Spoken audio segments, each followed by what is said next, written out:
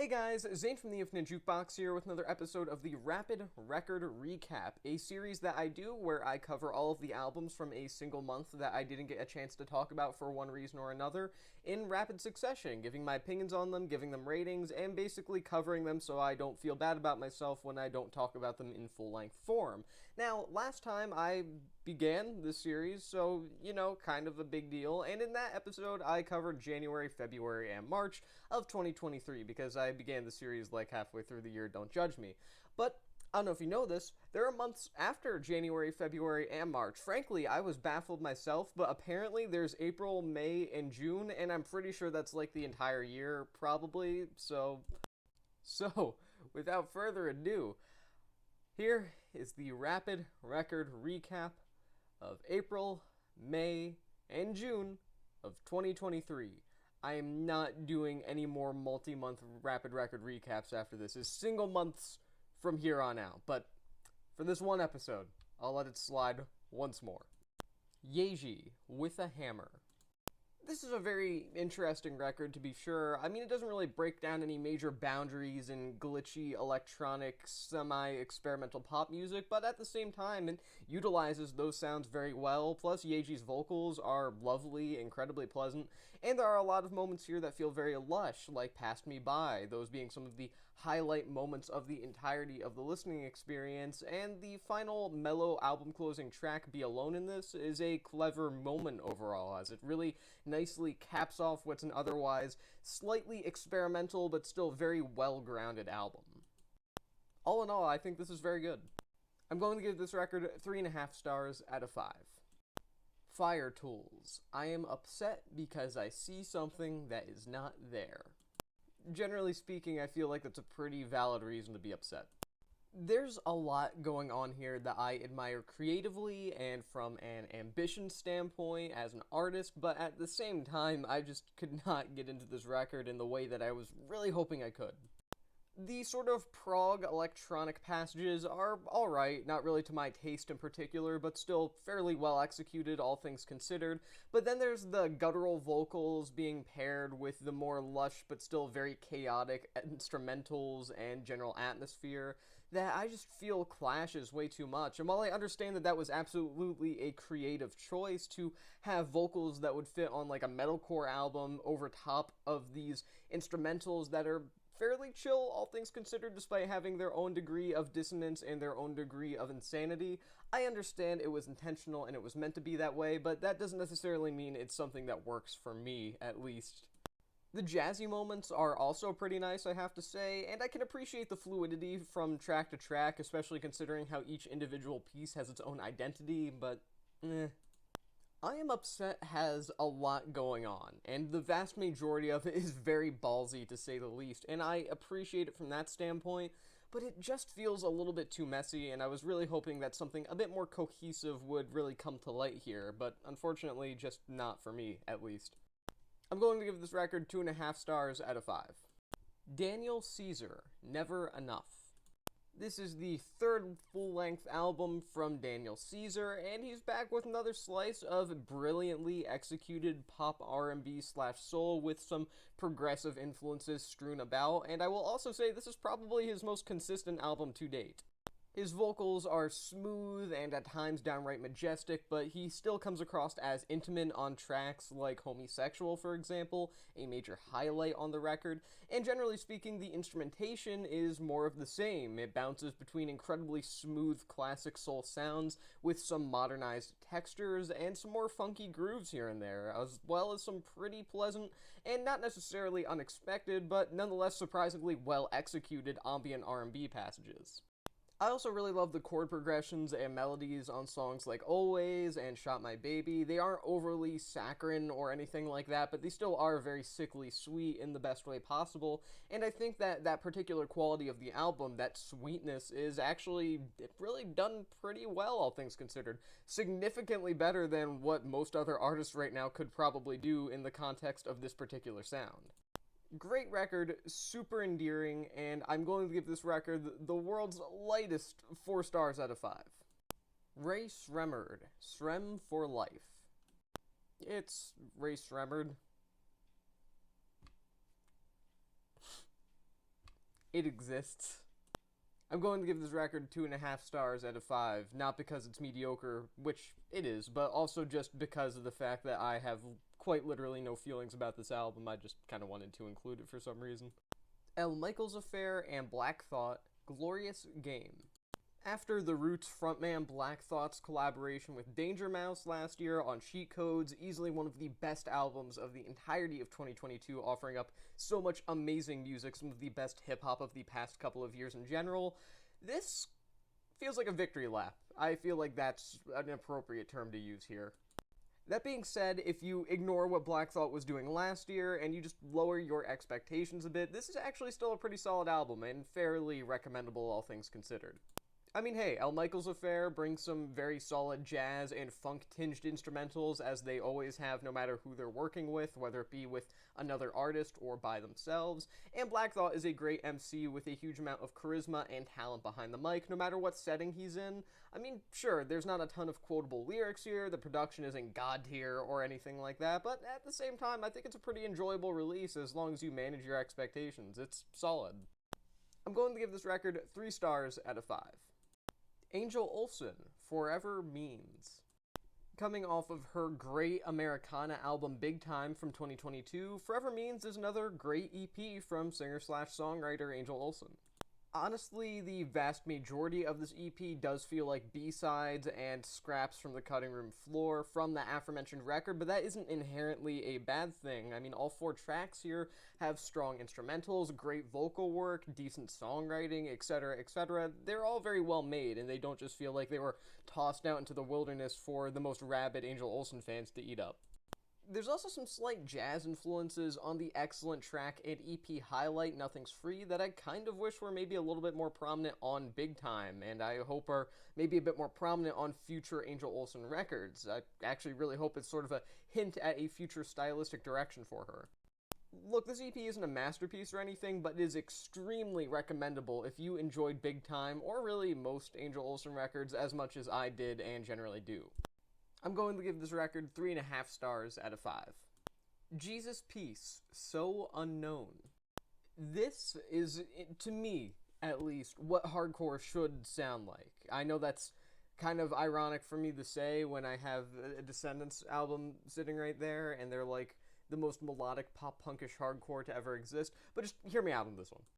Aaron Hurd is just a beast behind the mic vocally. The riffs are tight and groovy and energetic. A lot of the songs here are structured very well, competently, while still having fun and being loose and, again, energetic, allowing for a lot of that rawness to really shine through. I mean, I pray to God I can see Jesus Peace live in person someday, because I feel like this record is best experienced in a live setting. But this entire album, even if you're just listening to it in the comfort of your own home, is still an album worth moshing to. It's just phenomenal.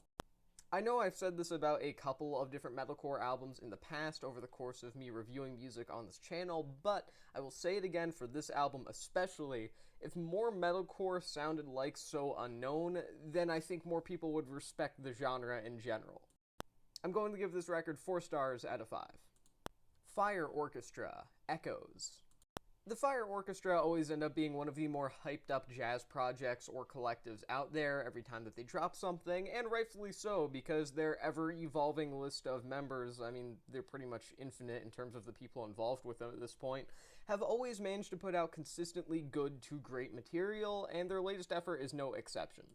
Echoes is just a really brilliant piece of work in its best moments, as it comes across as sinister and somewhat unmoving in the best way possible, and even in the quote-unquote weaker, and by that I just mean less gripping moments, tracks like In Those Veins a Silvernet, everything is still compositionally well put together and impressive. The record ending with I See Your Eye Part 2 and the sort of Frank Zappa-esque semi-comedic spoken word section, as well as a great feature from legendary avant-garde sax player Joe McPhee, is just a really fitting finale for the entirety of the controlled bubble of insanity and unpredictability that not only Echoes, but Fire Orchestra in general is all about. There's also some great production here from Jim O'Rourke of Sonic Youth fame, and his experience in the field of production definitely shines through here. I mean, the album feels very well put together in terms of production, with everything just kind of coming across as lush in its more grand moments and very skeletal in its more bare bones moments, and I mean that in a sonic sense of the terms. And even in the more kind of raw moments, it's not so much a sloppy rawness, it's more of a live in the studio kind of feel, which is great for this record in particular. It really benefits from that kind of sound and that kind of sonic texturing. And more than all of that, this album somehow manages to make a 2-hour runtime not feel bloated. I don't know how that's possible, but hey, here you go, great record. I'm going to give this record 4 stars out of 5. The Tallest Man on Earth, Henry Street. This is yet another very solid release from Christian Matheson under the Tallest Man on Earth name, and he's a bit of an interesting figure, as similar to artists like Ryan Adams over time, he was sort of hyped up at one point as a major 21st century Bob Dylan type, only for him to really get a cult following at best, but that hasn't stopped him from making quality music. Henry Street is just proof that he still has a lot of those great, deeply personal singer-songwriter sensibilities. There's also some interesting outsider music adjacent moments here, such as the title track that sort of harken back to the balladry sort of moments of artists like Daniel Johnston and R. Stevie Moore. I mean, to go back to that Johnson reference, I would argue that some of the more lo-fi moments here aren't necessarily too different from a Johnston track like, say, Some Things Last a Long Time, for example, among many, many other songs. I hate to directly compare Matheson to another artist, but really, I do feel like that outsider style is very applicable here in terms of how to take it. Henry Street is very well written, it's well performed, the vocals are strong, and it shows that Matheson is willing to take more creative directions that are different from what he's done in the past, without really compromising his ability to, again, just be a phenomenal lyricist. So overall, I have to say this is really good. I'm going to give this record 3.5 stars out of 5. GoGo Penguin, Everything is Going to Be Okay. This is a pretty typical release by GoGo Penguin standards, albeit significantly more laid back than some of their more popular releases, and that's a fairly nice thing to see from them. I will say that some of the more ambient-oriented passages here just kind of feel a bit stubborn in terms of their lack of willingness to expand upon the atmosphere of the record. They just don't really feel like they have a lot of point to them. But nonetheless, a lot of the non-ambient moments here, tracks like, say, Parasite and Glow, are interesting takes on minimalistic jazz fusion, which is really what GoGo Penguin is kind of known for at this point. This is just a more minimalistic take on what is arguably their popular sound, so yeah. I'm going to give this record 3 stars out of 5. Frost Children, Speedrun. There's a lot of potential for Frost Children to be the next big thing in hyperpop, which is arguably a somewhat decaying genre at this point, and you could also argue that Frost Children already are the main big thing in hyperpop not called 100 gecs, but I gotta say they haven't done it for me yet. The variety of sounds experimented with on Speedrun, from some of the more bouncy hyperpop moments to some of the more depressive sort of ambient pop moments, just rarely adhere to each other in a way that I feel is fitting, and overall I have to say that the record just feels like a bit of a mess. I also feel as if the album itself can't really tell if it wants to play into the internet culture influences that a lot of hyperpop is directly associated with, or if it wants to be something a little more emotionally deep and fleshed out. And I mean, the equally thin voices of the Pro siblings doesn't really help that, as they don't add much of a punch vocally, but either which way, this record just feels like it can't decide what it wants to be. It's ambitious, I understand the appeal, I deeply respect it, but I guess it just isn't for me. It just doesn't work for me, that's for sure. I'm going to give this record 2.5 stars out of 5. Kara Jackson, Why Does the Earth Give Us People to Love? You know, the point of the Rapid Record Recap as a series is for me to just get a chance to talk about stuff that I like a lot but didn't absolutely adore, or didn't really like but didn't absolutely despise. But there are also inevitably going to be outliers, and here we are with one of those major outliers. I regret not reviewing this upon its initial release. I adore this album with every fiber of my being. Her lyrical skills as a poet just beautifully translate over to the entirety of musical context. I mean, after all, she was the United States National Youth Poet Laureate from like 2019 to 2020, so yeah, that's kind of a big deal. That kind of implies someone has some writing abilities, but really that doesn't inherently mean that they were going to transfer over to a musical setting, and they absolutely do. Kara Jackson is just a phenomenal songwriter. The instrumentation feels flush in a lot of the more grand moments, and that is done so excellently, but there's also a lot of more lo-fi tracks here and there, 1 or 2 minute moments that are just lo-fi moments with Kara Jackson and a guitar and her voice and nothing else that perfectly capture the sense of rawness that I feel like the album sort of needs after a lot of these more epic moments lyrically and sonically. Admittedly, the longer tracks that are, say, 6, 7, maybe 8 minutes are better than the tracks that are 1, 2, 3 minutes just because of the fact that they feel more compositionally fleshed out, but that doesn't necessarily mean that there are bad songs here. Every single track is great and even necessary in its own respective way, and ultimately this just shows a huge amount of promise. Look, the point that I'm trying to make here is don't be shocked if I end up just, like, doing a review on this album, a full review, just at some point, eventually, many months after it was first released, because sometimes I just need to review something because I love it, no matter how late I was to the party. This is a fantastic record. I'm going to give this record 4 stars out of 5. Dinner Party, Enigmatic Society. Okay, logically, Dinner Party should be an amazing project. It's a supergroup, after all. The term supergroup implies it's going to be amazing, but not only that, the people that are in it are phenomenally talented individuals. I mean, it's a supergroup between amazing producer and sideman Terrace Martin, iconic genre-hopping pianist Robert Glasper, you have legendary producer The Ninth Wonder, as well as the face of modern jazz himself, Kamasi Washington. It's a group filled with some of the most notable people of their respective fields of the past 25 years or so. Instead, Dinner Party are just pretty decent, and that's the same thing with Enigmatic Society as an album. It's just pretty decent. It feels weird that such massive amounts of talent coming from each corner of Dinner Party would come together just to make pretty run-of-the-mill neo-soul, but it's fine, actually. I mean, it's pulled off pretty well, they execute the sound decently, it's not one of the best R&B albums that you're gonna hear all year, but at the same time, if you're really into this particular style of, again, very heavily, intentionally synthetic neo-soul, then it's worth a go. The record is short, catchy, somewhat predictable, but still enjoyable. Just manage your expectations and don't really expect it to be anywhere near on the same level of the better works from any of the different members of Dinner Party, because this does not feel like a proper definition of what they could do together, but it's still fine. It's still, yeah, fine. I'm going to give this record 3 stars out of 5. Grave Pleasures, Plagueboys.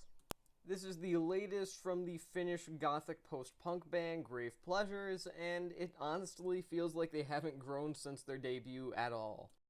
Look, 2017's Mother Blood showed that they were a pretty decent gothic rock band that just hadn't found their own identity yet, and hopefully with following releases they would, and then they would eventually, molt into the great band that they should be now, except that they never did that part. They just kind of stayed the same, and their latest studio album, Plagueboys, is exactly that. It's the same thing that their previous efforts have been, a pastiche of classic gothic rock and gothic post-punk tropes that just feels kind of tired. I mean, it's well done, of course, but at what cost? It's an enjoyable record, but it could be so much more, and I know I'm criticizing this a lot, but it's not a bad album by any means. I enjoyed it. It's just that in the end, no matter how energetic or impassioned or unique it feels at times, it's still just it. It's nothing more than just a gothic post-punk record that goes in one ear and out the other, even if it is composed and performed very well. Nonetheless, I am going to give this record 3 stars out of 5, so I don't hate it. Kaizo Slumber, How Are We Feeling Today? This is a really strong follow-up to 2022's The Kaizo Manifesto. This ultimately continues a lot of those neo-futuristic styles, but with a bit more subtlety and nuance behind the actual composition, allowing some more industrial-esque influences to show through here or there. In fact, I would actually argue this is way more aggressive than its predecessor, despite having a lot of similar concepts going on. The non-stop hardcore style of How Are We Feeling Today, mixed with just the infectious energy of it all, results in a very fun and pretty creatively profound record, I have to say. Also, the Kaizo Worldwide Bitch tag is just, it's art, as one of the best producer tags of all time. No, I will accept no other answers. I'm going to give this record 3.5 stars out of 5. Portrayal of Guilt, Devil Music. This isn't one of my favorite metal albums of the year so far, but it definitely is one of the most interesting albums conceptually in general of the entire year across all genres, without a doubt in my mind. The first 5 songs of this 10-track album are semi-avant-garde black metal tracks that are done very well, and the second half of the album, those last 5 songs, are orchestral remakes of those same songs with similar vocal work. It's an odd idea, but it's interesting, I'll give it that. Weirdly enough, I kind of prefer the chamber music versions over the traditional black metal versions of the songs here. Maybe it's just because they feel so different from everything else going on in black metal right now, or maybe it's because it feels like an extreme take on more orchestral black metal, but I really dig the last 5 songs here. I mean, the regular black metal tracks are fine, but I honestly think a huge appeal of this album for me is the latter half.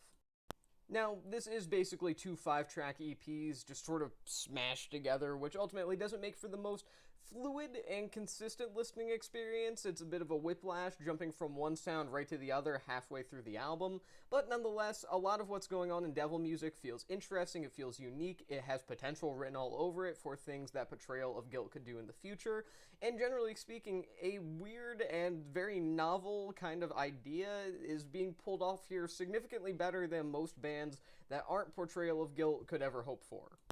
I'm going to give this record 3.5 stars out of 5. Redveil, Playing with Fire. Playing with Fire is a more than strong EP from Redveil, and if anything, it's a massive bit of demonstration for all of the creative development that he's been reaching over the past year or 2 at this point. I mean, PWF practically sounds like it was made by a veteran, and you also have songs like Captain that are, without a doubt, some of the most creatively ambitious work that he has put out to date. It does admittedly have one weaker cut in the form of Gift Bag, which really just doesn't amount to much, but between the great JPEG Mafia collaboration Black Enough, as well as the infectiously fun song F2G, it really does feel like Redveil is sort of coming into his own shoes, so to speak. He's finally filling his own place in the general realm of hip-hop right now. And if you, honest to God, ask me who is like one semi-underground rapper who hasn't already quote-unquote made it that I feel like is the big up-and-comer right now, it's probably him at this point. I mean, between this EP and his highly recommended album Learn to Swim last year, I really feel like Redveil is on the come-up, and as long as he continues this level of consistent excellency, I think that he could be one of the next big things, at least from a critical standpoint. I'm going to give this EP 3.5 stars out of 5. Bandit, Siege of Self. This is the latest studio album from Philadelphia, Pennsylvania born grindcore outfit Bandit, and you know what, it's a fun record, I will say that. There's a sort of manic energy here that I really do appreciate and deeply respect, and it's pretty fun. But it's also directionless. The instrumentals don't really stand out in the current grindcore scene, and G. Meyer's vocal work bounces between so many styles from song to song that I kind of feel like he loses identity as a frontman.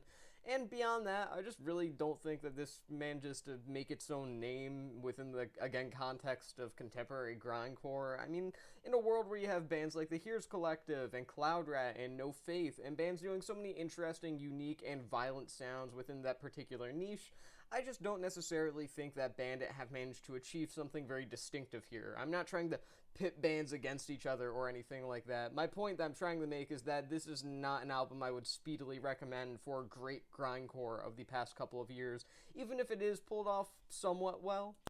I'm going to give this record 3 stars out of 5. Pearl and the Oysters, Coast to Coast. This is a solid, spacey, psychedelic pop record overall, and the 33-minute runtime is really its major downfall. It just ends up being too short of a length for an album that really needs a lot of variety. It just doesn't allow the sound and sonic palette of the record to develop beyond the most basic style here, and it leaves the entire listening experience coming across as a bit one-note for my liking. That being said, songs like Konami and Joyful Science are genuinely really good space-age pop cuts with a modern twist to them in terms of actual production, with a certain level of density that I really like, as it causes the sound of the record to have a bit more impact than your average modern take on classic psych pop. I just wish that there was a little bit more here. I'm going to give this record 3 stars out of 5. Beach House, Become. This EP, Become, is made up entirely of 5 different tracks that were created and recorded during these sessions for Beach House's absolutely phenomenal Once Twice Melody album from last year. And, you know, I can kind of see why they were cut from the record. They're not bad, in fact, they're actually pretty good, but they're nowhere near on the level of phenomenal excellency, whatever you want to say, that aforementioned record was at a pretty constant rate.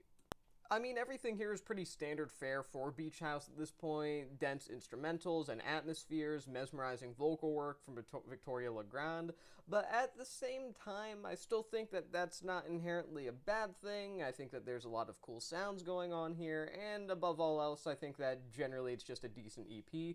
I just can also see why they were cut from the record, or maybe even not even considered for it. That being said, the title track, absolutely essential. Definitely check that one out. I'm going to give this record 3 stars out of 5. Austere, Corrosion of Hearts.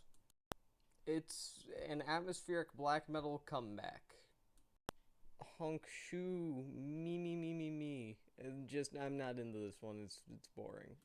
I'm going to give this record 2.5 stars out of 5. Bill Orcutt, Jump On It. I don't really have a lot to say about this one, but I still wanted to cover it because it's nice to see Bill Orcutt returning to an American primitivism style, since he's mainly been experimenting in general electronic or random experimental soundscape experiments for the past few years, and hasn't really done anything primitivistic since, say, Odds Against Tomorrow in 2019, but he really does come back here in full form. I mean, hey, Bill Orcutt is one of the definitive modern improvisationalists, and this album proves it. He manages to take nothing and turn it into something, and not only that, but something beautiful. This record is pretty stunning in its best moments, and even in the less engaging passages, I still do feel like this is a very strong record that's definitely worth your time. I mean, it's just strong stuff, and I'm really glad to hear it. Also, that guitar tone, mwah, beautiful. Just good stuff. I'm going to give this record 3.5 stars out of 5. Tunic, Wrong Dream. Tunic are a really promising project, and this is super strong noise rock. I mean, it's easy to get behind musically if you're into noisier, heavier music in general, and I think that David Schellenberg is a great frontman as well as guitarist who has a lot of energy to deliver. I mean, I'm not saying that Tunic are going to be the next Sonic Youth or anything, but I also do think they're one to definitely keep an eye on in the future. They have a lot of potential, and this is a strong album to start with. I mean, it's actually their 3rd album, but it's the first album I've heard by them, so shut up. I'm going to give this record 3.5 stars out of 5. Josh Ritter, Spectral Lines. Josh Ritter is someone I am always willing to go up to bat for as one of the better Dylan-esque singer-songwriter types of the entirety of the 2000s and even the early 2010s, thanks to records like The Animal Years and The Historical Conquests of Josh Ritter being, in my opinion, some of the most underrated albums of their kind of the entire century up to this point. I mean, the dude's a phenomenal songwriter and storyteller when he wants to be, and To the Dogs or Whoever is honestly one of my favorite singer-songwriter tracks of the entire past 20 years or so. That being said, in the 2010s and onwards, he became a little bit more hit or miss, and that's definitely true here. I mean, his last studio album, 2019's Fever Breaks, was good, even very good, on tracks like Ground Don't Want Me, but unfortunately, this is just not a strong follow-up. It doesn't do it justice for sure. The album itself is pretty thematically powerful. I mean, this record is basically an extended tribute to his mother, as well as recognizing the years that lie ahead of him, so to speak, but at the same time, I just feel like Ritter's songwriting is not on par here, and some of the more ambient-oriented instrumental work is just really lacking in engagement. It just feels like it's sort of there and doesn't create the atmosphere that it's intending to. I don't necessarily mean to say that this album feels like it thinks it's more emotional than it really is, because that would imply that this album has some sort of pretense about it, and that's not true. This album is actually on the opposite end of the spectrum as far as pretentiousness goes. Rather, I feel like this album is trying so hard to not come across as super overdramatic that it just isn't all that emotional, even if the topic at hand, or should I say topics, are really powerful topics to go over, especially for someone with a history like Ritter. Just, unfortunately, this one does not hit home the way that I feel like it should. I'm going to give this record 2.5 stars out of 5. The Lemon Twigs, Everything Harmony. I gotta admit, this one did not at all click with me in the way that I expected it to the first time that I listened to it, and that's why I didn't review it, but now I actually like it, so... There's a certain glam-based smoothness throughout the entirety of this record that sort of harkens back to the 70s pop rock, and I really appreciate that. There are honestly moments here on tracks like Corner of My Eye where it feels like the Lemon Twigs would have been a band in, say, 1977, 1978 from the UK that would have played on, like, Top of the Pops the week after a band like T-Rex did, and it's very fun. It's definitely a nostalgia trip for sure, but I wouldn't call it nostalgia bait because it still does have a lot of good, solid compositional qualities in terms of both instrumentation and songwriting that also leave it appealing for modern audiences as well. Honestly, I would give this album a 4 out of 5, but there's just too many minor issues for me to really go that far in saying how great this album is. In fact, this is a pretty flawed album, actually. There's some pretty forced lyrics here at times. I mean, there's the track Born to Be Lonely, which has the whole, her song's been the same for so long. The refrain goes on like the dawn, and it just feels like some pretty forced rhyming, admittedly. I mean, when dudes like Seals and Crofts did that back in the 70s, it was corny, and it's still pretty corny today. Also, the track Ghost Run Free, which is actually one of my personal favorite songs off the record when isolated from the album, is more heavily influenced by 80s power pop bands like Squeeze, and while it's not necessarily a bad thing, it also means that the song doesn't fit into the track list. I mean, the majority of Everything Harmony is based around somewhere between 70s glam rock from the UK and 70s SoCal cool singer-songwriter isms from the States. And really, just 80s synthy power pop does not fit anywhere in there. It's an entirely different decade of sounds that just doesn't fit into any sort of nostalgia throwback record. Still, most of those are pretty minor flaws, and all in all, I think that this is a lot of really good stuff. Yeah, I'm gonna give this record 3.5 stars out of 5. Busdriver, Made in Love. Despite being very well liked by many and managing to maintain a cult fanbase over the decades, Busdriver has never been the critical darling that some of his underground peers like Cannibal Ox and Aesop Rock have become over the years. And honestly, it's kind of easy to understand why, because whereas someone like Cannibal Ox as a duo only put out a limited amount of phenomenal music, and someone like Aesop Rock has consistently put out fantastic music, Busdriver has maybe a handful of great records and a lot of albums that are mediocre or worse, and this is in the worse category. The record is brief, but it feels unoriginal. I know that's trying to pander towards Busdriver's weird style, but at the same time, a lot of the instrumentals feel like cookie-cutter, glitchy instrumentals that you can find practically everywhere in the rap underground at this point. Meanwhile, his lyrics, they just kind of feel like they're saying nothing. I mean, I understand how he's talking about topics like love and the difficulties behind it, or how the lack of love plays into the mind of an artist when they're creating something. I get it. I understand it. I just feel like it's not being presented in a very interesting way, which is a shame because Busdriver is someone who has been known for conjuring up some pretty intriguing and distinct imagery over time. It also doesn't help until Busdriver's flow changes that really it's the exact same thing. That change, mind you, comes on the second to last track of the record, Like Button, and that's just too far into the record to have the same exact delivery style nonstop constantly without any lyrical abilities to really back it up. And that flow change, mind you, on Like Button, is just into this sort of stiff and cartoonish style that's goofy even by his standards of goofiness, which are pretty high. He set the bar pretty damn high for, you know, what's considered weird or just kind of dumb by his standards. But yeah, that about hits it. The whole thing is just kind of a bundle of nothing. I mean, I won't say I hate it, but I definitely don't like it. Just consider it violent indifference. I'm going to give this record 2.5 stars out of 5. Ed Sheeran, Subtract. Just like every other album that he's ever put out in the history of his entire career, Ed Sheeran has claimed that Subtract is his most personal record to date. And you know what? For the first time, he's actually probably right. That doesn't mean it's good, though. Look, man, I'm not an Ed Sheeran hater, okay? I don't like Ed Sheeran, but I don't hate the guy, and once you get past the incredibly bad singles, 9 times out of 10, he's just pretty middling as a songwriter with some more pop and pop rock-based tendencies. That being said, there's nothing really wrong with him, and the same can be said for Subtract. I can admire some of the more personal topics here, like, prepping for the birth of your child, which is found on the track Sycamore, for example, but at the same time, a lot of the discussions of things like childbirth and, maturing and growing as a person and keeping a steady relationship, blah, blah, blah, they all feel very depersonalized from Ed, which is a shame because I feel like the purpose of this album was to be sort of insight into the man behind the guitar and the ginger hair, and I feel like that's just not what this album is. He's obviously still trying to be somewhat vague so he can appeal to as many people as possible, so as many people as possible can directly relate to the songs themselves, and if Ed really wants to put out a very personal singer-songwriter kind of album, like he supposedly says that he does, then he needs to just take one album cycle to stop trying to please the masses and just release something that comes from within himself, and that is not what Subtract is. Oh yeah, and the instrumentals are like, whatever, I guess. I'm going to give this record 2.5 stars out of 5. Snow Strippers, April Mixtape 3. This is the third mixtape in the somewhat moody electronic pop mixtape series, the April mixtapes.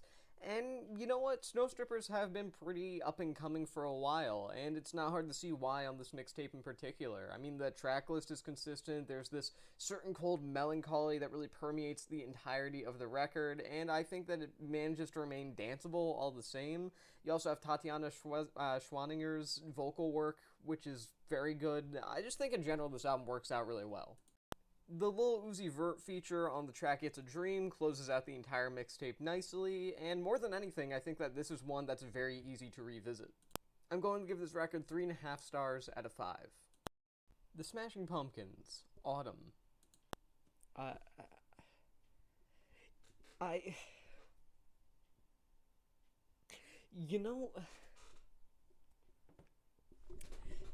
the thing is,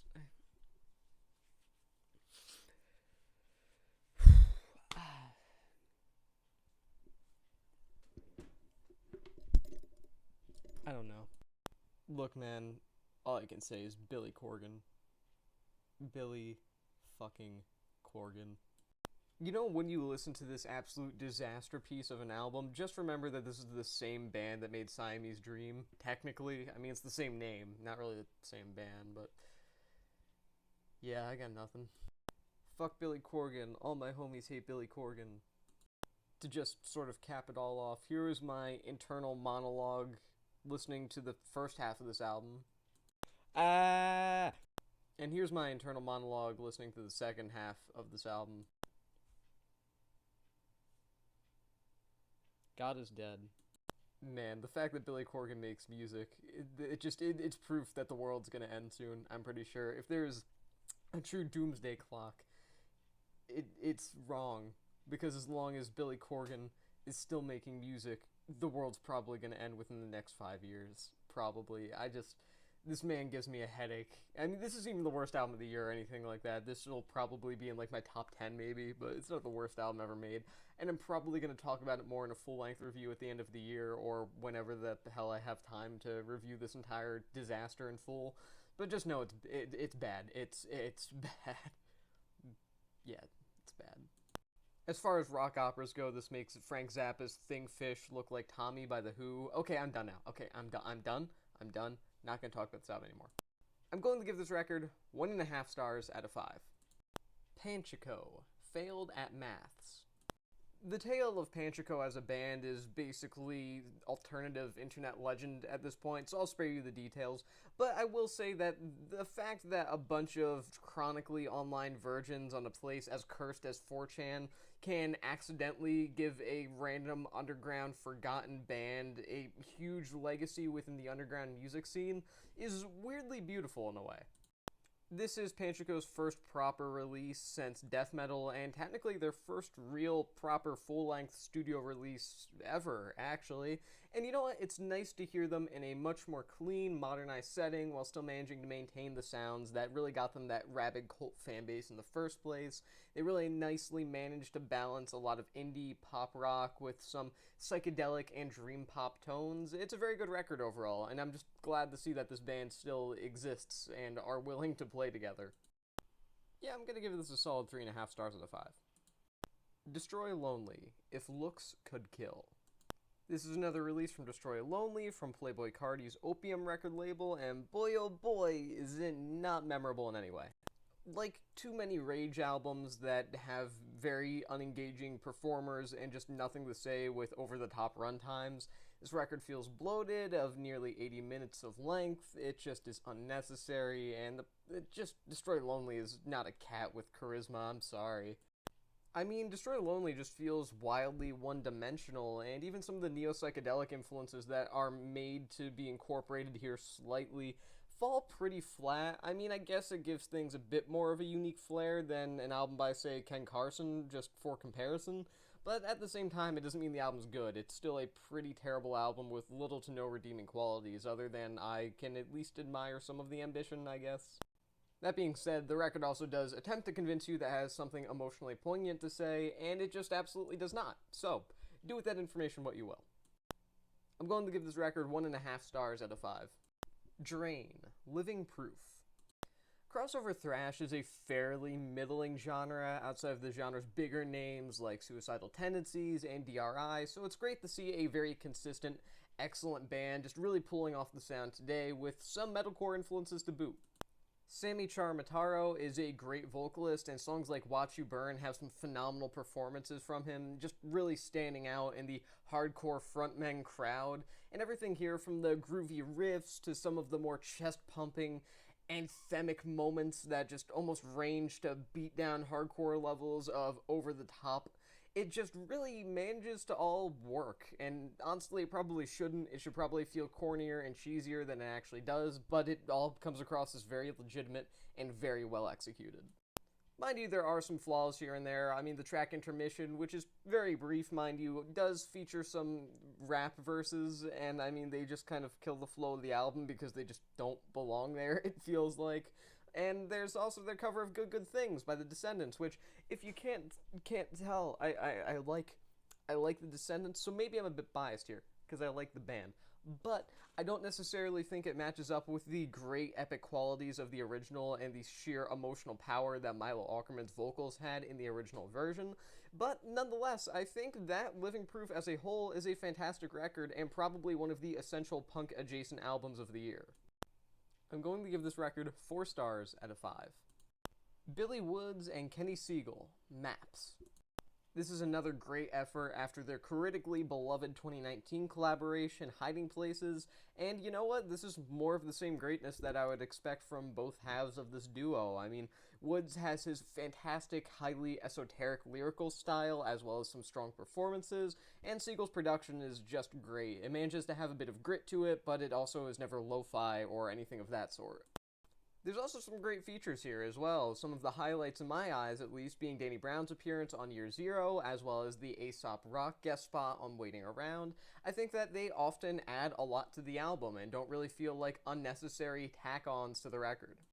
I mean, this is just another great album from Woods and Segal with a fantastically consistent track list, and it's one of the year's essentials for rap for sure. I probably should have covered this in retrospect just because it's one of the bigger music nerd releases of the year up to this point, but hey, here I am now, so oh well. I'm going to give this record 4 stars out of 5. Jerome's Dream, The Gray in Between. This one rhymes, and I liked that. After the somewhat disappointing comeback record LP in 2019, the somewhat infamous emo violence legends Jerome's Dream are finally back in proper action with The Gray in Between, their latest studio album. As someone who's openly not a huge fan of their classic record, Seeing Means More Than Safety, I have to say that I'm actually really impressed with this. I mean, I really like a lot of other very essential emo violence bands, just Jerome's Dream have never really done it for me, until now. This is a really good record. The instrumentation is tight and heavy, Jeff Smith's vocals are devastating at times, and everything is just very well composed and put together, so if you're really looking for a great Jerome's Dream comeback, and you like Seeing Means More Than Safety, you will probably love this. And if you're like me and you don't really like anything that the band has done in the past, there's still a chance that you'll dig this, because it's unique enough in the context of their catalog to really stand out as its own unique beast, and almost like a slightly different band in general. So I'd say still give it a go if you're interested. I'm going to give this record 3.5 stars out of 5. Conway the Machine, Won't He Do It? Spoiler alert. He won't. After last year's God Don't Make Mistakes managed to stand out as easily, far and away, one of the best projects ever put out by a member of the Griselda Collective, this is a total flop. The instrumentals feel flat, and while Conway's presence is there, his lyrics are boiled down to nothing but run-of-the-mill braggadocio and coke rap that just have nothing really special to say. I mean, I imagine that some of the songwriting here is what the better moments of Big Crit or Pusha T sound like to people that don't like them. Also, the awful Sauce Walker verse on Super Bowl manages to ruin what would have otherwise been the highlight of the album. It's Conway and Juicy J featured on the same track together. That should be great. And then it's just ruined by Sauce Walker. It's just rough. Look, it's not the worst thing in the world, but after the standards that Conway really set for himself last year, this is just disappointing. I'm going to give this record 2.5 stars out of 5. Young Boy Never Broke Again, Richest Op. And welcome back to another episode of Zane Reviews the new Young Boy Never Broke Again album before calling it mid. Look, this is similar to most Young Boy albums. The energy is there, but the everything else is not. I mean, Young Boy is a dude with a fair amount of passion, and I can respect and I even commend him for that. But at the same time, he doesn't have enough charisma to really stand on his own, meaning that there's not nearly enough features here to really make a cohesive, listenable album from front to back. His flow is just so repetitive and downright unmemorable at times. His songwriting is really nothing to look at either. Everything just feels so dull and mundane here, and this would genuinely be a bad album if the guy behind it wasn't actually passionate about making it. That being said, there are a couple of fun tracks here, like the mixtape opener, Bitch Let's Do It, as well as the closer, I Want His Soul. Those are pretty decent songs, all things considered, but as a whole, I wouldn't recommend really revisiting this at all. I mean, if you have to go for a Young Boy album this year, I guess this one, if you want, if you need to. If you need the Young Boy injected into your veins like the worst kind of drug, but for the most part, just pass. I'm going to give this record 2.5 stars out of 5. Colin Stetson, When We Were That What Wept for the Sea. Another great record from the boy Colin Stetson. Beautiful atmosphere. It makes me teary-eyed. It's good stuff. I mean, parts of the record are extremely cold, but then other parts feel like they're blossoming into something significantly more atmospheric and just generally very pretty. And Colin Stetson is just genuinely one of the modern masters of creating sonic palettes and soundscapes that are just eternally pleasing no matter how they evolve, while still managing to maintain this own distinctness that manages to see them just grow from song to song, from piece to piece, from passage to passage, and that's just on full display here. I really can't imagine anyone else putting out drone-adjacent music like this other than Stetson at this point, and even if someone did really start to put out this sort of colorful, surrealist post-minimalism in the same vein that Stetson has been kind of working in for quite some time at this point, I really don't think anyone could do it as successfully as a record like this. I'm going to give this record 4 stars out of 5. aespa, My World. This is the latest EP from the K-pop group aespa, and hey, it's decent. It's pretty good. I enjoy it. It's good. You know, it's solid.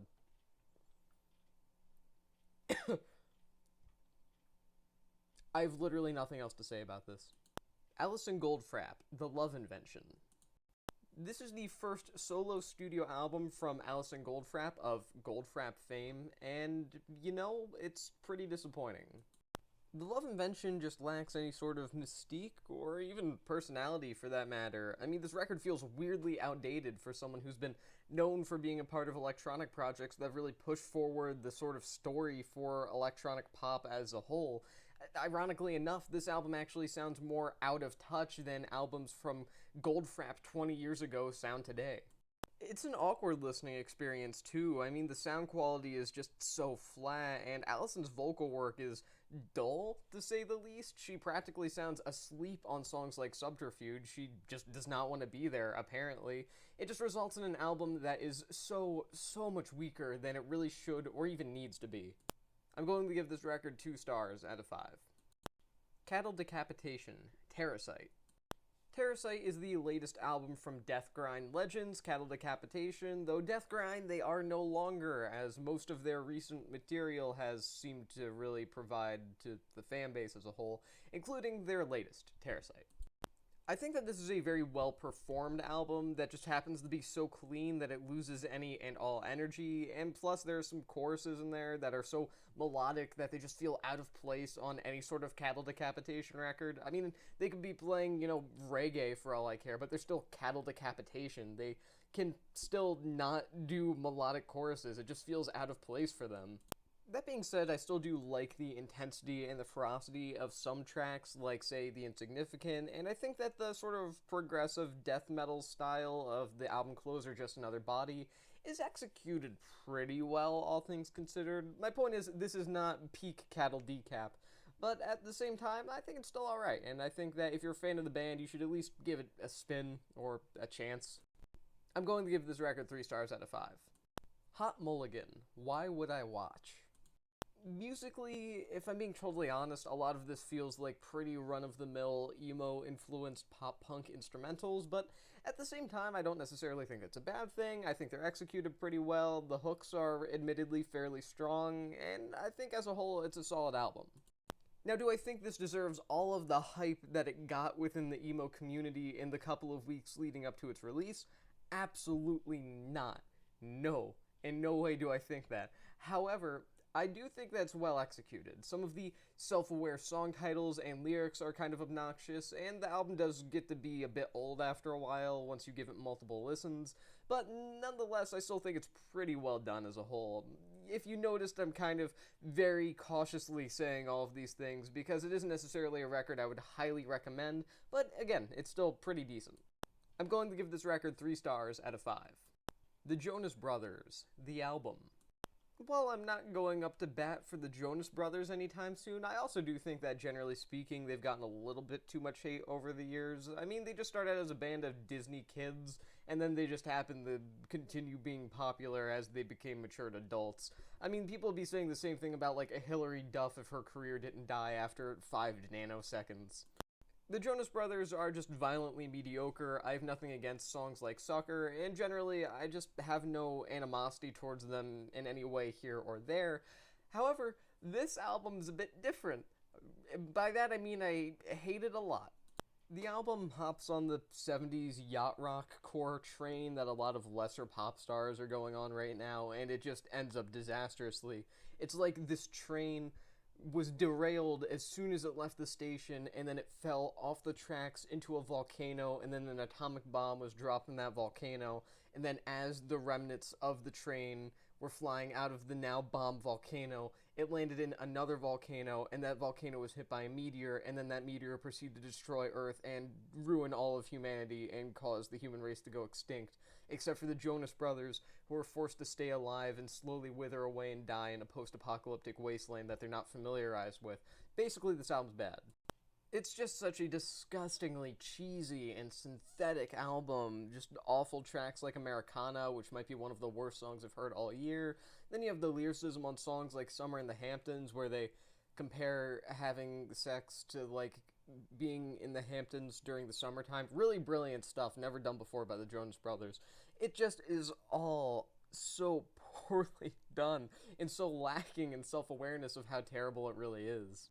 The entirety of this record instrumentally sounds like the background music from the advertisement for some sort of travel agency. Like, really, if you just took the instrumental stems from this record and put them in the background of a Travelocity ad, I honest to God think it would fit perfectly. And that's also very ironic, because musically this album makes me want to be as geographically far away from the Jonas Brothers that I possibly could be. You know, Nick Jonas, Joe Jonas, and the third one. I'm going to give this record 1 star out of 5. Over Mono, Good Lies. This is a solid album from the electronic duo Over Mono, straight out of the UK and working with that UK-based sound. In terms of production, I like how spacious this album sounds. I just kind of wish that they did more with it. I mean, there are moments here like Sigur Rós and the album opener, Feelings Plain, that don't really feel like they make the most of all of the potential embellishments that could be utilized here, even if they aren't meant to be grand songs in nature or highly complex songs. But nonetheless, this is a decent album, and I especially like the usage of different samples throughout. I think it's pretty unique in that regard. I'm going to give this record 3 stars out of 5. The Acacia Strain, Failure Will Follow. This is the first of sister albums released by the Acacia Strain this year, and Failure Will Follow focuses more on doom and sludge metal influences, with still slight hints of the deathcore sound that the band are primarily known for.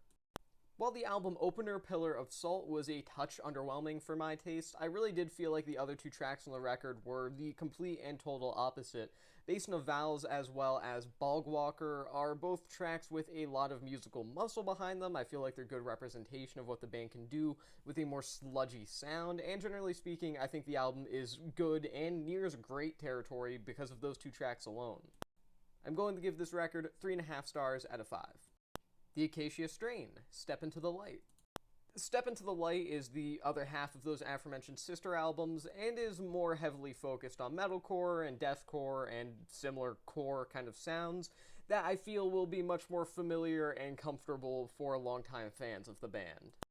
The group have been pulling this particular sound off very well for years now, and this is just a great example of a band really honing in a particular style. They know how to make it sound ferocious, they know how to make deathcore sound intense, and generally speaking, everything from the vocals to the instrumentals here are just pretty striking, even if they aren't super distinct or innovative. They don't need to be, they're energetic, they're powerful, and they're just damn right good sounding. The brutal energy of this record is certainly assisted by a very brief 23.5-minute runtime, which means that the Acacia Strain can just sort of get in and out without much fat attached, and the features from Jacob Lilly as well as Joseph Alfonso of Chamber and Tsunami respectively are strong. Really, there's just nothing particularly wrong going on in this album. It's a really good core album. I'm going to give this record 3.5 stars out of 5. Lewis Capaldi, Broken by Desire to be Heavenly Sent. Lewis Capaldi seems like he's a swell guy, and he's not a half-bad songwriter either, but he just chooses to present his lyricism in such a bland, dull form, and this is no exception.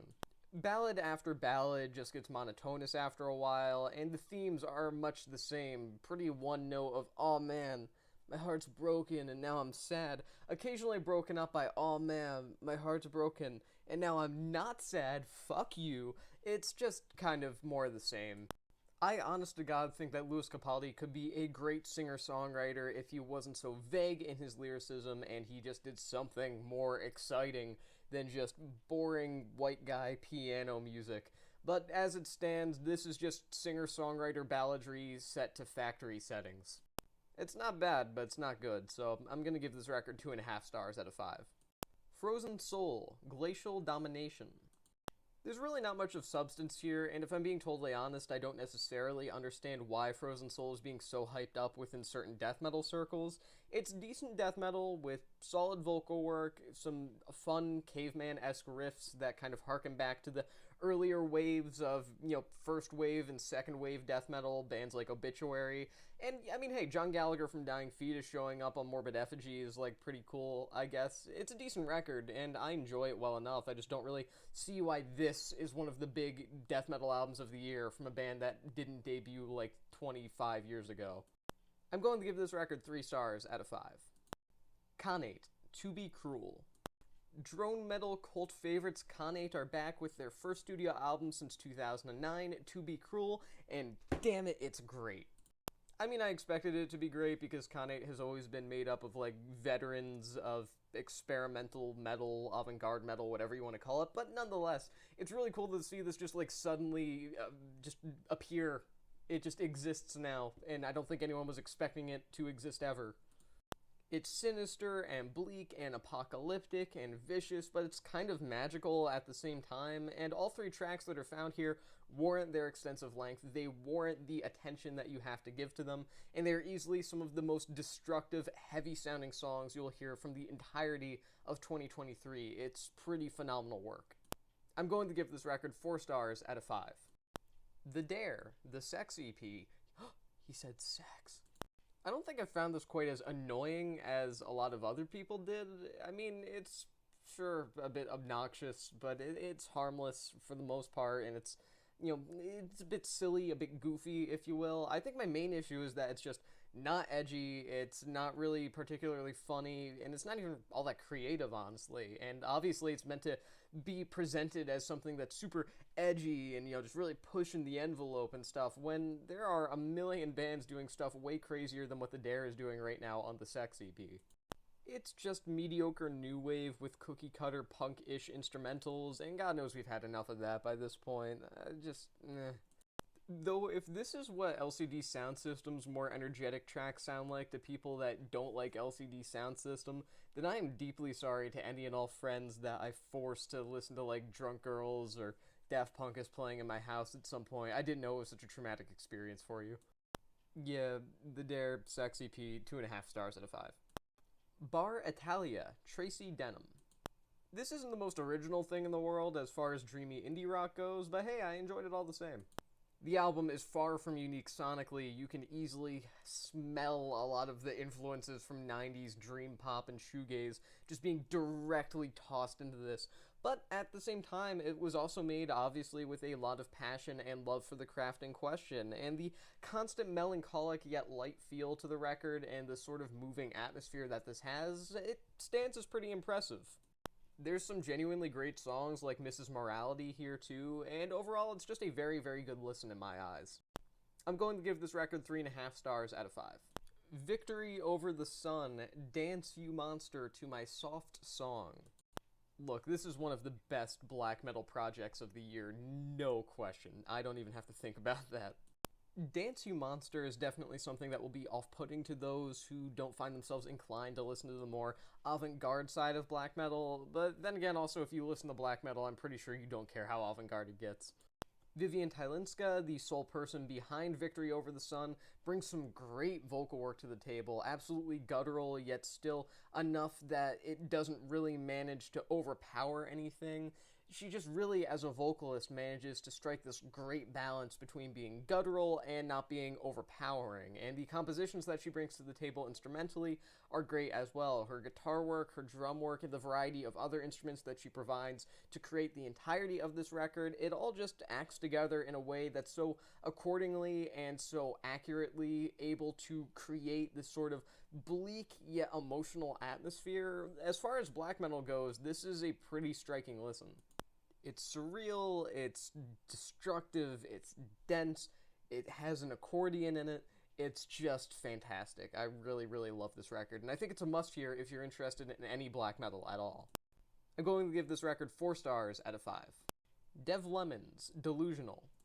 There are some decent alt-pop sounds here with some excellent production. I just wish that this felt more unique because there are a lot of instrumental styles and even vocal styles here that are pretty easy to find in surface level areas of stuff like Bandcamp and even some of Spotify's genre-based daily mixes and stuff.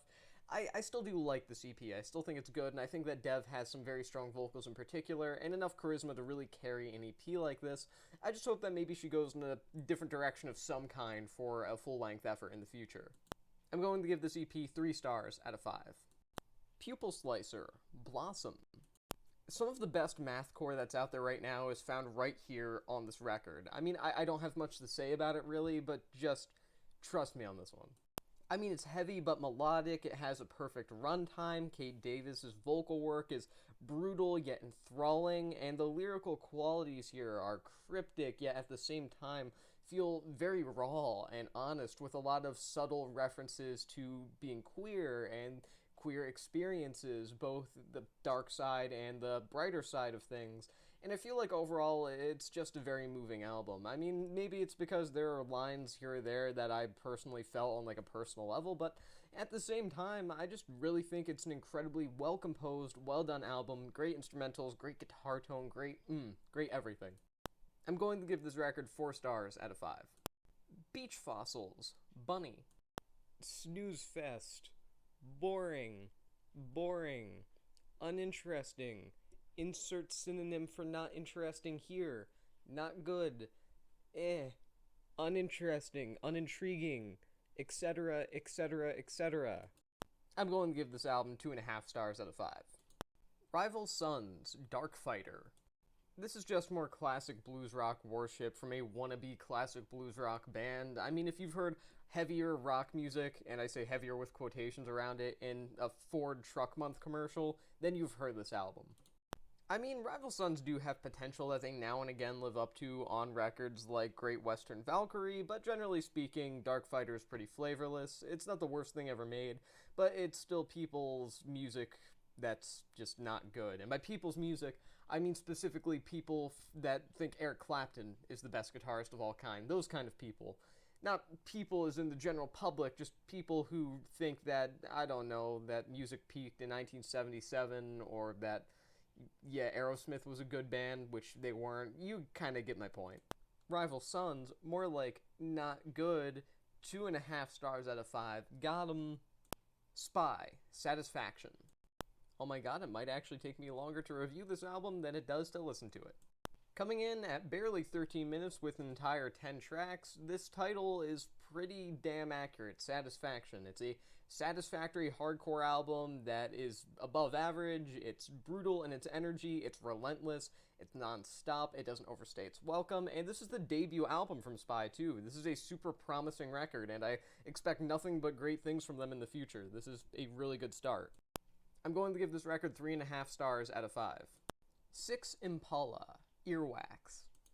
The new Six Impala record. It's insane as ever, though that's to be expected by them at this point, I suppose. I really do like this album, even if I'm not super crazy on some of the most chaotic moments of the record, where things just begin to fall apart a little bit. Whether that's unintentional or not is kind of up for debate. And I have to admit that some of the more bro-step-based influences are not for me in general. I mean, I just do not like the genre as a whole, I will admit to that, and they certainly don't work here, even if that's not the primary influence.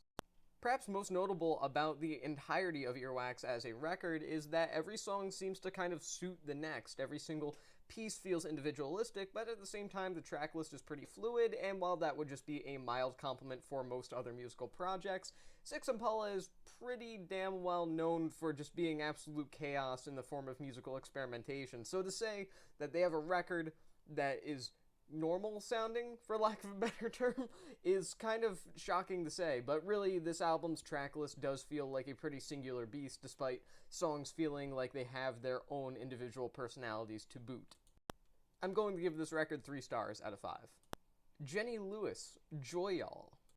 This is the latest from singer-slash-songwriter and ex-Rilo Kiley member Jenny Lewis, and this is meant to be a sort of tribute to / pastiche of 70s country influence, pop rock, yacht rock, whatever you want to call it. And I guess it's not a bad idea. I mean, like I said before discussing the Jonas Brothers, a lot of lesser pop stars are hopping on this bandwagon, but Jenny Lewis, in concept, would feel she could do things a little bit more interestingly, like maybe a legitimately good tribute to someone like Carly Simon, musically and aesthetically, but that's just not the case here. I mean, the aesthetic is down both musically and in the form of the promotional material, but as far as the actual music itself, you know, the important part goes, it's just unimpactful. There are no noteworthy choruses or hooks, no real quotable lyrics. Lewis's vocal work is fairly uninteresting as a whole. She doesn't seem particularly passionate about this project that she herself is indulging in.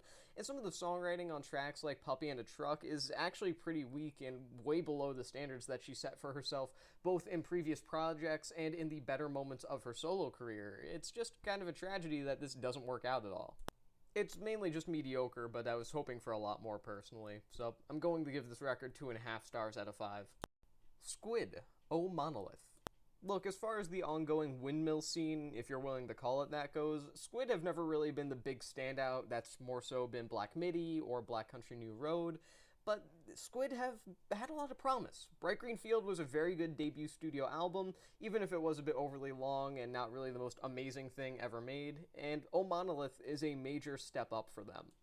This record probably has tighter grooves than anything that I've ever really heard from the windmill scene up to this point. I mean, the drum and bass throughout the entirety of this record is pretty key to the album's success. The band is ridiculously in the pocket throughout the entire listening experience, and some of the more avant-garde guitar stylings on tracks like Undergrowth allow them to have these sort of makeshift experimental flourishes that allow them to kind of stay in the same lane as some of their peers, but in a good way, allowing them to sort of stick to their experimental roots while still playing with their own style.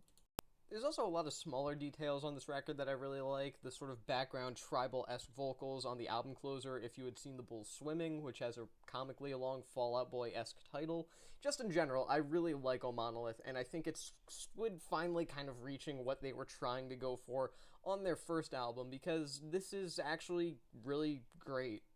This is much better than Bright Green Field, and it's much better than anything that Squid has done in the past up to this point, and I'm excited to see what they do in the future, because this is damn good. I'm going to give this record 4 stars out of 5. I mean, really, O Monolith is something you should check out if you need an essential for the year. Christine and the Queens, Paranoia, Angels, True Love. Oh boy, this is a long one. I don't know if I really need to say why an hour and 40 minutes is kind of bloated when you don't really have a huge amount of variety. I mean, I know I said that Fire Orchestra did a 2-hour-long album that wasn't bloated earlier on in this video, but that's a very rare exception for an album of that length that isn't highly conceptual or experimental in some way. And that's not to say this is a bad album.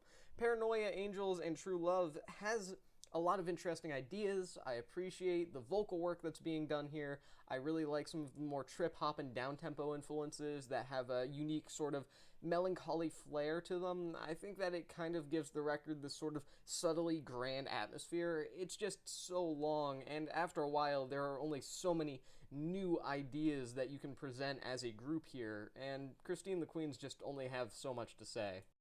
Also, the couple of Madonna features that are found here are just like further evidence to how hard Madonna has fallen off over the course of the past couple of decades. I'm going to give this record 2.5 stars out of 5. King Cruel, Space Heavy. I wanted to like this album because I do like some work that comes from King Cruel, but unfortunately this one just doesn't really click with me. Space Heavy has some interesting ideas and some decent lyricism, but the moments where things try to get a little more intense just personally fall flat for me, and I don't really think that a lot of the lyricism clicks in any way. It's obviously meant to be very esoteric and at times very cryptic, with a lot of heartbroken and at times even bitter feeling behind it, but it just doesn't really have some sort of striking, definitive quality that makes me say, oh man, King Cruel, this is a project with some amazing songwriting. I'm not even gonna pretend like I could properly criticize this album from front to back. I just don't really feel that strongly about this record in any particular way, unfortunately. I'm going to give this record 2.5 stars out of 5. Niall Horan, The Show. The Show is the third solo studio album from ex-One Direction member Niall Horan, and whereas someone like, say, Harry Styles has been highly successful in becoming this stadium-level pop star based entirely off of his own solo music, Niall Horan has become a stadium-level pop star based entirely off of the fact that he was in One Direction. And The Show is kind of testament as to why. I mean, I guess he's going for like a sort of Willy Wonka meets hot pop star guy in 2023 vibe, I guess. But it just does not work out in the end. There's a lot of faux sentimentality on here on tracks like Never Grow Up. And more than anything, I feel like he's trying to be sort of whimsical, like it's a kid's show or something like that. But I don't know, man. Yo Gabba Gabba, this is not. I don't know how to put this other than what I'm about to say. This is a whole nothing burger. There is just nothing going on with this record, and I'm unashamed to say that. There's nothing happening here. It's not bad, but it's not good. There's literally nothing noteworthy about this record. I'm going to give this album 2.5 stars out of 5. Jason Isbell and the 400 Unit, Weather Vanes. This is just another fantastic record from Jason Isbell, and you know what? I honest to God think that this is some of his best songwriting since the modern country classic that is 2013's Southeastern, a depressive masterpiece if there ever was one.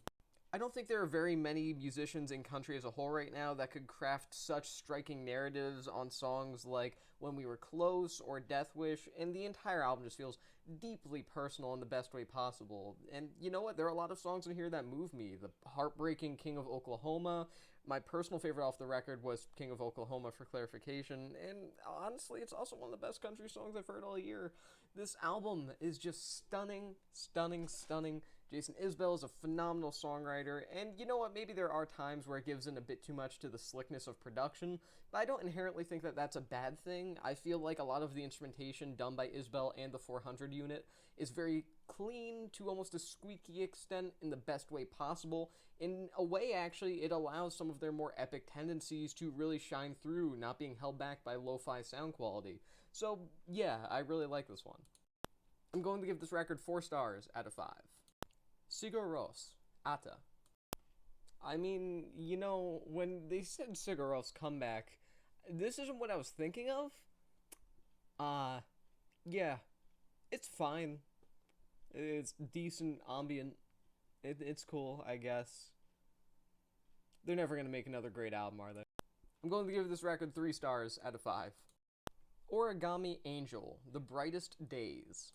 This is the latest mixtape from Origami Angel, which is actually a first for the duo, and you know what, it may not be the peak of emo pop, but it's also everything great about the Origami Angel style. I mean, the melodies are great on songs like Few and Far Between, the major power pop influences on songs like Thank You New Jersey are just so clean and striking and punchy, it's fantastic, and it really does complement their already light and airy style that they've established for several years at this point.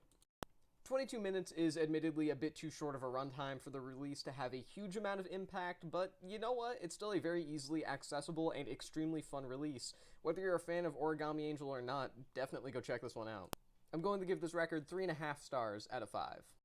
Home is Where, The Wailer.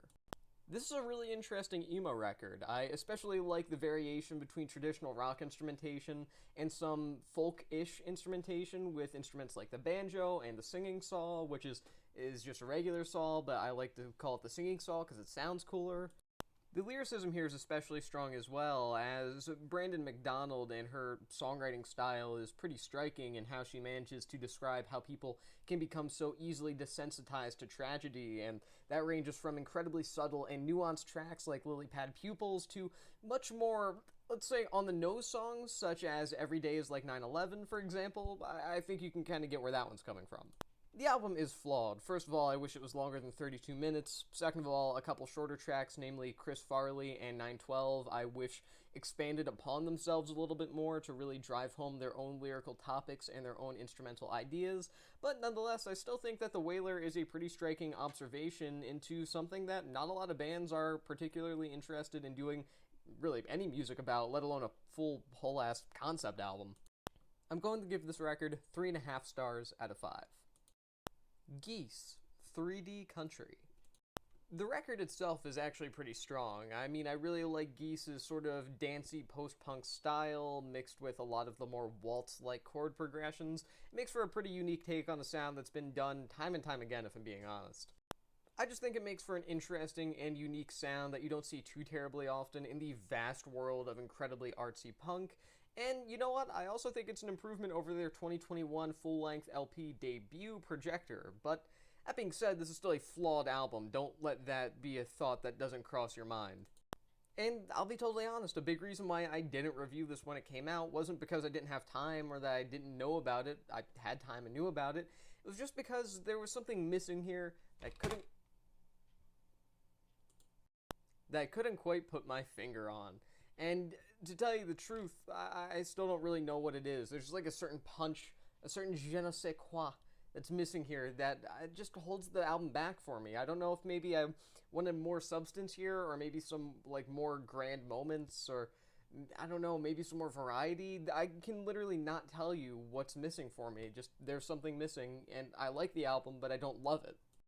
I'm going to give this record 3.5 stars out of 5. Coi Leray, Coi. This is the sophomore studio album from Coi Leray after her full-length debut Trendsetter last year, and you know what? It's slightly better, but it's still not good. It's not a good album. Coi is actually a pretty decent presence as an MC, it's just that she doesn't have a unique take on boastfulness or self-empowerment, and as such she can't really stand out.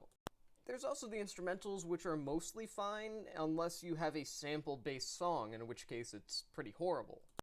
The samples here are generally used obviously and awkwardly at that. I mean, a lot of them just don't fit into the songs, but even if they did, they would be wildly predictable because the songs that they are being taken from are some of the most famous songs of all time. I mean, everybody knows the keyboard riff from The Message by Grandmaster Flash and the Furious Five. Everybody knows Rich Girl by Hall & Oates, Pump Up the Jam by Technotronic. One of the worst examples here is the usage of Technologic, which is just one of the weaker Daft Punk singles already, so why would you use it as an interpolation, because it's already not that good of a song? You couldn't have picked a better Daft Punk song? They have an entire discography of songs that aren't from Human After All that are great. Why would you pick Technologic? It just is beyond me. The weird part is there are actually a couple of decent tracks towards the end of things, songs like Radioactive and Man's World, but by then it's just too little too late, and some weak appearances from people like Saucy Santana and Lola Brooke just drag down proceedings even more. I'm going to give this record 2 stars out of 5. Kim Petras, Feed the Beast. It's so weird to think that, like, just a few years ago, Kim was making songs like I Don't Want It All and Heart to Break, aka, like, some of the most exciting pop music in the mainstream in years, and now she's defending Dr. Luke and making some of the most stuck in the early to mid-2010s pop music that you possibly could. It's depressing, actually. I mean, Feed the Beast is just violently generic. It's reasonably outdated, with synthy instrumentals that are stuck in pop trends of 10 years ago, and some songs here just have such horrible songwriting.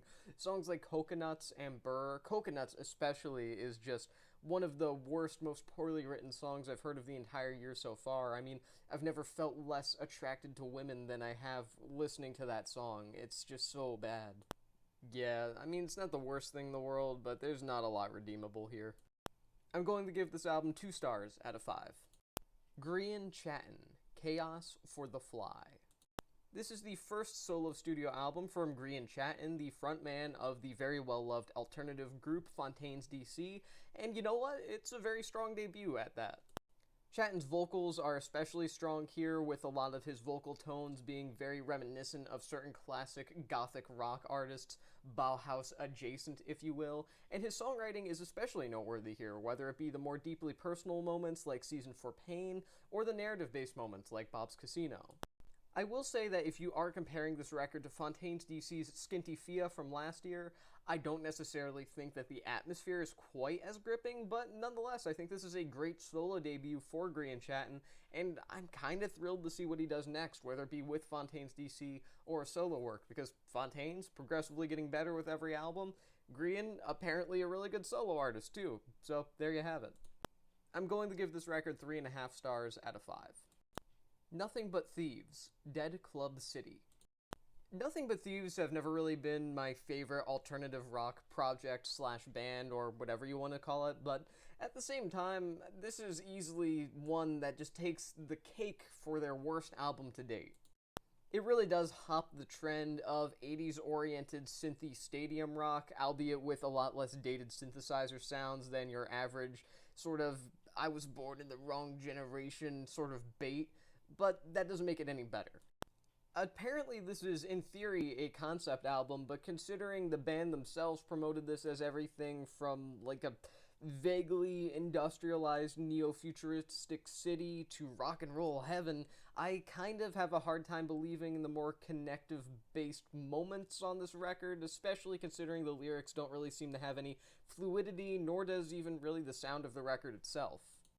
This is all just winded stadium anthems with way too little punch and way too much polish, and the emotional moments here, like Talking to Myself, just feel limp, robotic, and those riff and chorus, pump your fist in the air, chant along kind of songs, like Do You Love Me Yet, or Pop the Balloon, just have no weight, they have no muscle mass, they are just weak songs that don't really add up to much. I won't say that this lacks any decent qualities. For example, the vocal work, for the most part, is pretty fine, just for example. But as a whole, I gotta say that this album is a directionless mess that largely falls flat on its face. I'm going to give this record 2 stars out of 5. And now, for the funniest way that I could possibly end this video, the last album of this entry of the Rapid Record Recap, Loma Prida. Last. Yeah. I feel really bad about this because I honestly don't have a lot to say about this record, but here goes. This is a very, very good Screamo record that I feel like isn't necessarily what people would expect from this kind of album in particular. There are a lot of post-hardcore and melodic tendencies here that give the album a lot of needed structure, and those performances are great at that. Meanwhile, the production really balances clean and lo-fi into this nice package of being raw but not being so just totally incomprehensible sonically that you can't enjoy the record. It just really is an album that sees Loma Prieta shining and doing what they do best, which is very well structured, very well composed, hardcore, and screamo. I don't have a lot to say about this album. It's just impressive. It's well done. Just as a quick side note, though, if you weren't a fan of their 2015 album Self-Portrait, where they started to go in that more melodic direction, or any of the stuff they may have done after that, this probably won't be for you, especially if you're specifically into their earlier, more emo violence adjacent work. But if you really do like their most melodic capabilities, then check this one out. I'm going to give this record 3.5 stars out of 5. Oh my god, this video took forever. And there you have it, folks. The rapid record recap, not of January, February, and March, but of April, May, and June, the following 3 months. Now, unfortunately, sources have confirmed to me that there are months after June. Again, something I was not aware of, and something that is causing me a great amount of distress, because that means that I also have to cover July in the future, and also August of 2023, and I'm in August right now, and I still have to do July, and then at the end of this month I also have to do August, and now I'm debating if I want to do July and August in the same video, or if I want to do them separately, because on one hand, doing them both together could save me some time, but on the other hand, I feel like doing them separately would save me a lot of work, because I feel like it would be a little less stressful having to do them both at the same exact time. Really just being able to do them separately would probably be pretty convenient, and I generally... So, yeah. With that being said, I've been Zane from the Infinite Jukebox. That was the Rapid Record Recap. Thank you for watching, and I'll see you guys in the next one.